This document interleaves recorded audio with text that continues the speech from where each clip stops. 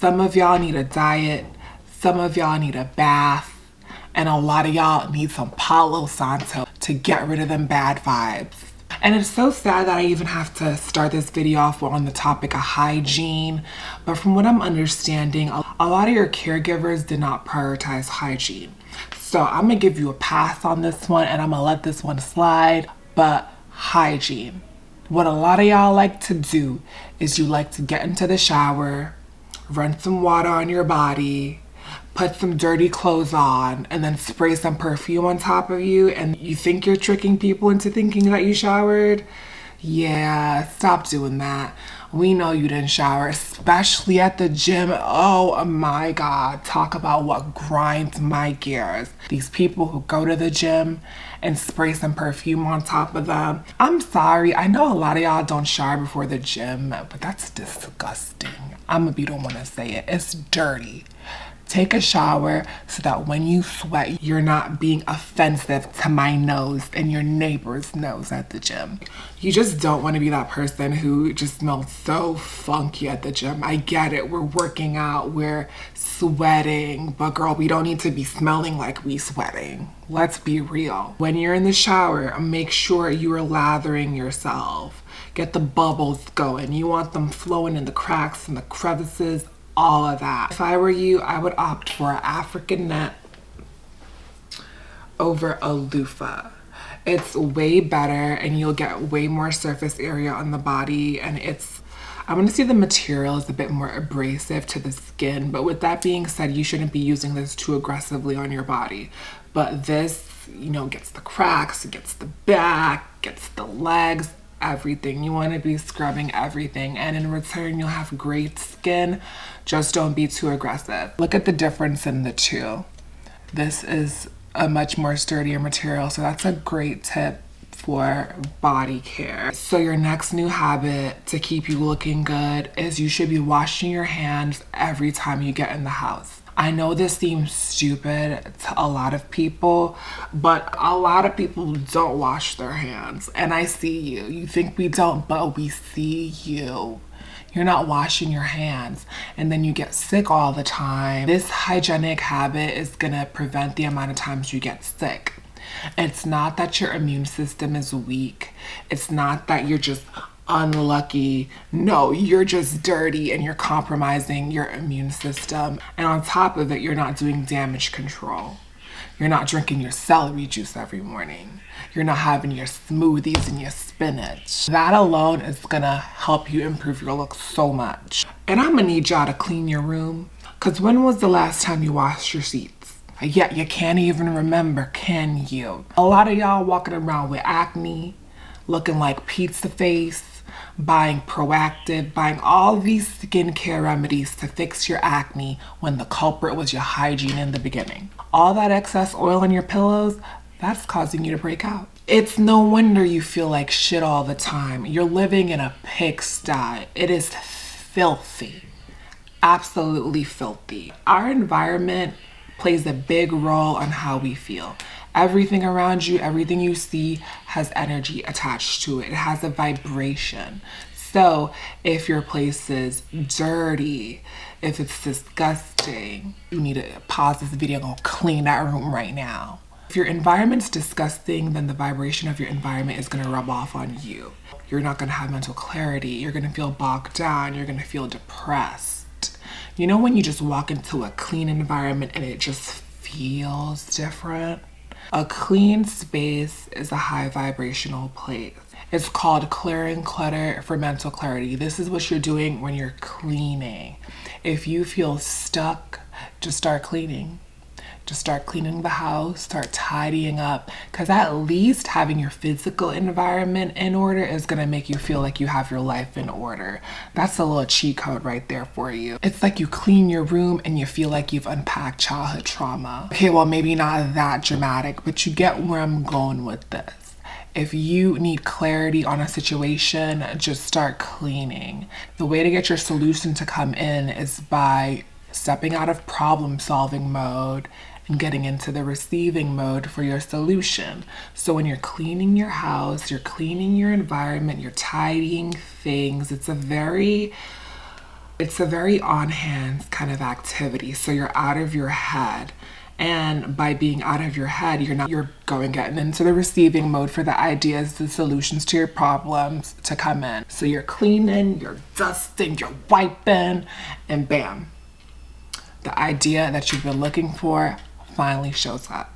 This is why you need to be cleaning your room. You need to be cleaning your room so you can feel better all the time.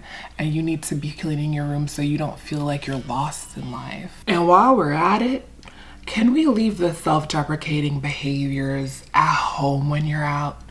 Can we just leave self-deprecation altogether? Because I'm so sick and tired of seeing these fat girls out complaining about their weight. Complaining about how everyone else in the room is skinny. What is that? You know, I wasn't thinking about your weight. I know you think everyone's thinking about your weight. Some people will disagree and say, like, now that they're on the other side of the weight loss, that's all other people were thinking. But it doesn't matter if they're thinking that you're fat. All that matters is how you're gonna manipulate their perception of you. So if you're walking into the party, a lot of y'all walking into the party, you're filled with anxiety, thinking about how you're gonna be perceived. You wanna be perceived as likable and not ugly, but you lead the conversation with, oh my God, everyone is so skinny here. I'm the fattest person here. This is how you start a conversation. Who starts a conversation like that? And I'm sorry, I get it, you're insecure. I'm sorry, I get it, you're insecure, but the whole world doesn't have to know that. I know you feel like you don't like yourself and all these things, but one day you will like yourself if you keep going. But when you get there, you want to look back and say, oh, well, I was a cute girl. Maybe I wasn't as polished as I am or as thin as I am now. But you know, she was working with what she had. You want to have a little self-compassion for yourself. Self-compassion and confidence is going to take you far in this life. The thing about self-deprecating people is they don't give up about anything. They don't give up. The thing about being self-deprecating is it only works on people who don't like themselves. And who wants to be around someone who doesn't like themselves? That doesn't make it a pleasurable experience at all. If you're walking around being self-deprecating, you're essentially just walking around letting people know that you're professionally unlucky. People crave the influence of positive people because it breeds success and achievement. So by you being self-deprecating, people are not going to want to be around you because it's giving negative vibes. It's giving bad vibes. No one wants to have bad vibes around them. For some people, seeing someone really have confidence and enjoy themselves and they're not insecure, that inspires other people to sometimes cater to the aspects of them that is nicer to themselves, has a little bit more self-compassion, is a little bit more confident. Other people, it's just a reminder of the fact that they lack confidence, vigor, and courage. So you're gonna get two responses from that. You're gonna get people either loving your confidence or hating it, but it's still a better position to be in than a self-deprecating hoe. You can easily jump a couple of points up the scale of attractiveness simply by clothing, scent, confidence. Think about how many ugly men you see with hot girls, like ugly men with money. Let's just throw that in there too. With hot girls, you see a whole lot, right? Now, these ugly men had to develop the skills. It's kind of like the birds in the wild. It's kind of like, yeah, you fucking love this shit. Like the women are just minding their business and the birds that have colorful feathers have an easier time attracting a mate. The birds with the colorful feathers have pretty privilege, while the uglier birds, they got to build a bigger nest to attract a potential mate. It's essentially the same thing with humans. So it's like these ugly men, they have to acquire the social skills, the confidence to be able to get with these women, the money to be able to get with these women, because they don't have pretty privilege. While the person who has pretty privilege, they don't necessarily have to acquire as many skills as the ugly person does, because they have an easier life simply because of how they look. That's why I'm saying I don't care how you look. I don't care how you look. you can get the skills to finesse your way to where you want to be. And rule number one, since you done watched this video, don't you ever self-identify as ugly. Self-identifying as ugly is a thing of the past. That's not your reality anymore. I don't ever want to hear none of y'all call yourselves ugly. Choosing to be ugly is an identity. It's a story you tell yourself. Okay? You need to be looking in the mirror every morning and telling yourself that you're a god, that you're a goddess, that you're the most beautiful girl wherever you go, you're the most beautiful boy wherever you go. I know it seems silly. Y'all are like, oh my God, affirmations. Like, do you really feel beautiful if you have to tell yourself that you're beautiful? You could tell yourself that you're ugly and manifest you being uglier. You could keep going on with your negative self-talk. It becomes a self-fulfilling prophecy. So you need to be telling yourself that you're that bitch every day. Rub them lotions on, them potions, and be like, you know, I'm the most beautiful girl wherever I go. This is what you need to be doing. You need to build up your self-confidence. Emanating confidence attracts lots of good things. Love, money, relationship. Remember, positive influence, people crave positivity because the world is so negative. People want better for themselves, and people who are optimistic, positive, typically get further in life. Optimism is the driving force. Incorporating these practices of like affirmations and things like this, beauty routines, timeouts, these are essentially days where you do nothing, no productivity, you just really be. Focus on your beauty, do your self-care, have your moments where you care for yourself and your body. Objectivity with beauty. The world is constantly changing. Things are not once as they were, and beauty standards constantly change. So you need to be objective with your beauty as time goes by. Being objective with your beauty is what's gonna keep you looking like a snack up into your old age. Not only being objective, just finding new ways to evolve as an individual.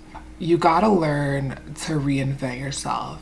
You gotta learn to be a chameleon. Look at yourself as clay to be molded into perfection.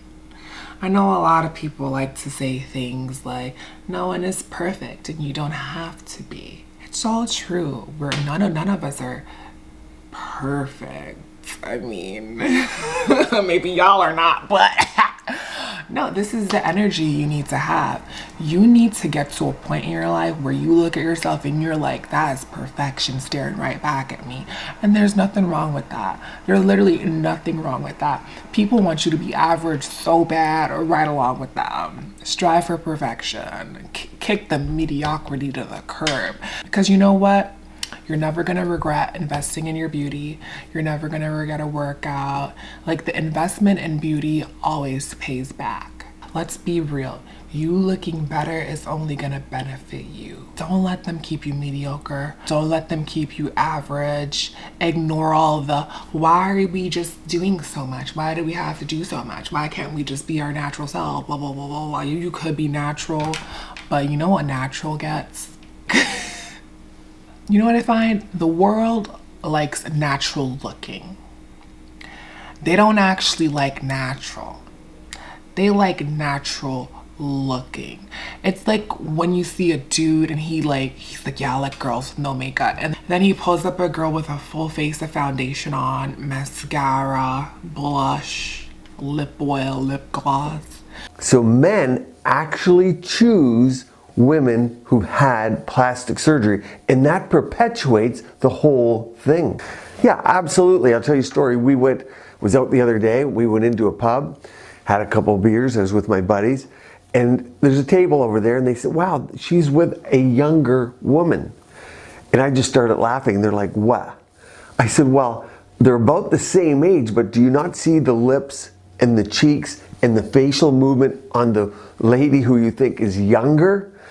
And of the three other guys at the table, they couldn't see it. They're like, no, she's just 10 years younger. I said, no way. And it's as plain as day. So men don't know, but here's what they do know. They know the attractive features they're looking for. The mind is calculating that. And in doing so, many times they're choosing that person, but they're clueless as to the fact that the person's had plastic surgery. The world likes to, they feel like they like natural, but they really do, they like naturally done.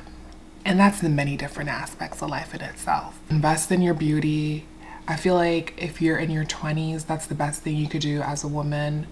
I mean, and a man too, because they have to deal with prejudices against how they look, especially if they're gay. Like, that's a whole different ball game. But investing in your beauty is only going to benefit your life. Let's be real. Think about people who are living lifestyles that you want to live. Think about the people you want to look like.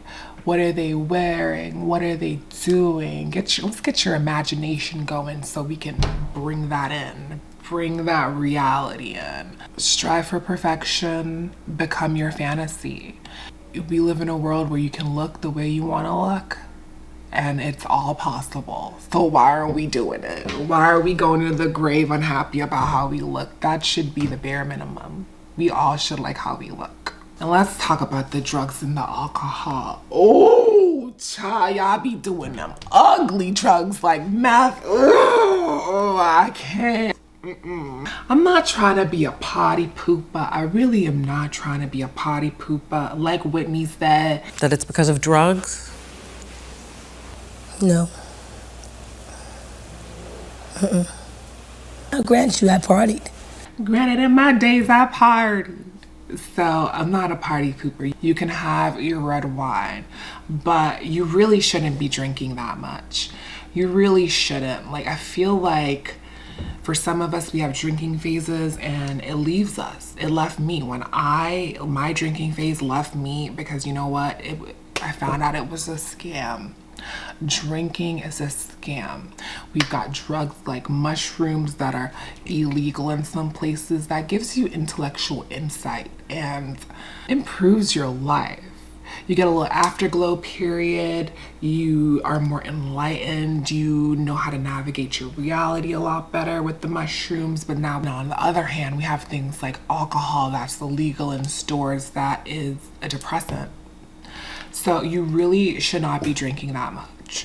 When you go out, the goal, the vibe is tipsy, but never drunk. When you get drunk, that's how you know who your real friends are. The thing about people who get blacked out drunk to the point, I did that once. Once. And I was just like, I can't do this anymore. I'll like give you my little rundown of my personal experience blacking out. So I had social anxiety to go out and I needed a little liquid courage. So I got me a big bottle of Ciroc and I drank the whole bottle. Probably didn't eat that much that day or drink enough water. And then I go out and then of course, you know, I'm getting offered drinks and stuff like that. Like people are talking to me and all these things. I take a drink and that's all I remember. That's literally all I remember. All I remember is like taking that last drink. The next day I wake up, I have like a scratch hair. Bitch, my wig's off. Like I'm cozy up in the bed. I'm naked. Exactly, right?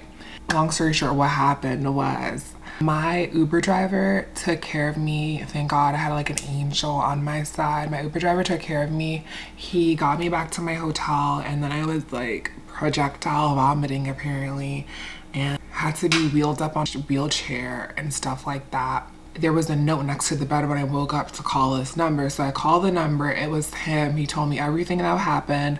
And he told me that he put my purse in the safe to keep it safe. There were some shady hotel employees that would have maybe got a key card and came in and did something to me. So I really did have an angel on my side that night. But that was the last time I was just like, I can't be doing this because I literally could have died or just like gotten hurt. And that's what you don't want. So when you're going out, make sure it's giving tipsy but never drunk. You need to be having a glass of water in between every drink, so you're not gonna get drunk and your hangover is gonna be significantly less or none. For me, I'm very sensitive. I have a sensitive stomach to a lot of things, so I can't really handle a lot of liquor. But give up the alcohol, especially if you deal with depression. The max you should be drinking alcohol is socially. And I say only socially because like sometimes you're gonna be in places you really don't want to be and you need to have a drink to be able to have fun.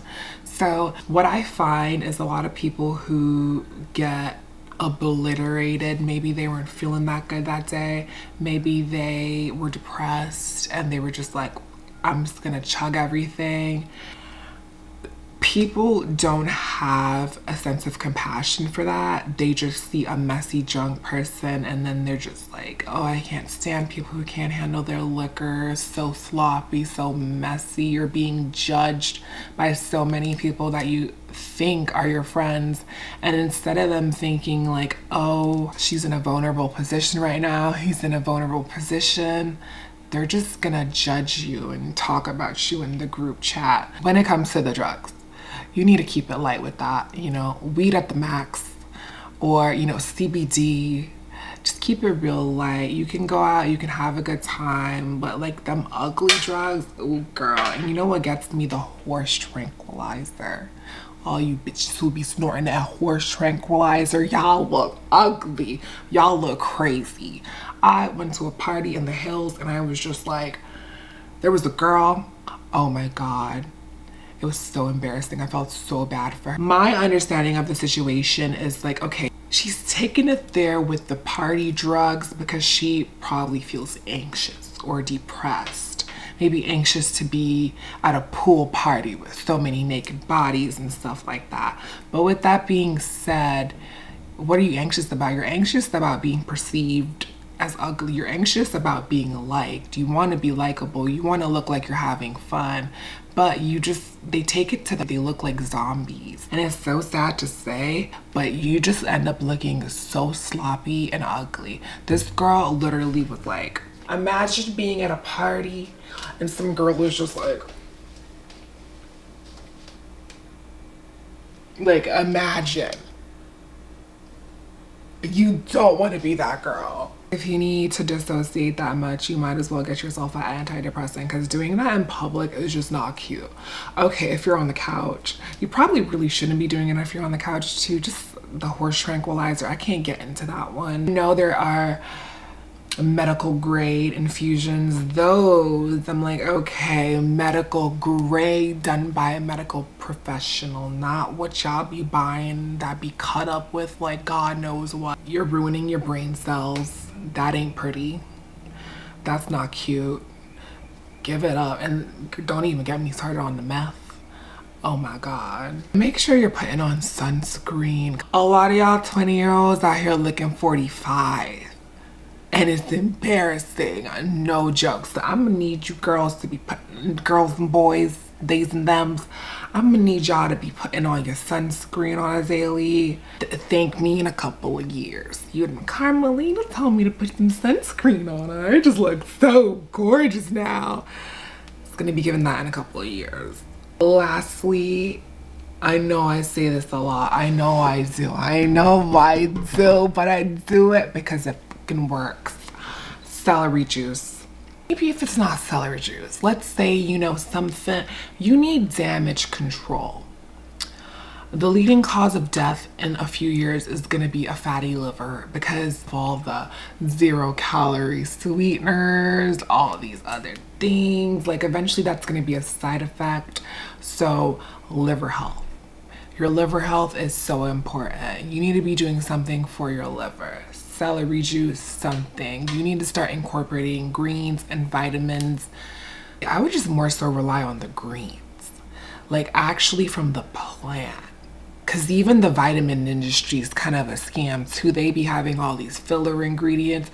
So get you the fruits, the veggies, the organics without the pesticides, and start incorporating that into your diet, because You can really save yourself a lot of money when it comes to skincare simply by taking care of your skin, the organ on your body, through internal means. Health is wealth. Food is life. Food giveth and it taketh. Invest in a juicer. Give up the lotions and the potions and invest in a juicer. Let's get this liver health great. All your skin issues are going to be linked directly to your liver health. Let's fix this problem at its core. Let's get beautiful. Don't ever call yourself ugly. I don't care what anyone says. Don't you ever call yourself ugly. Bye.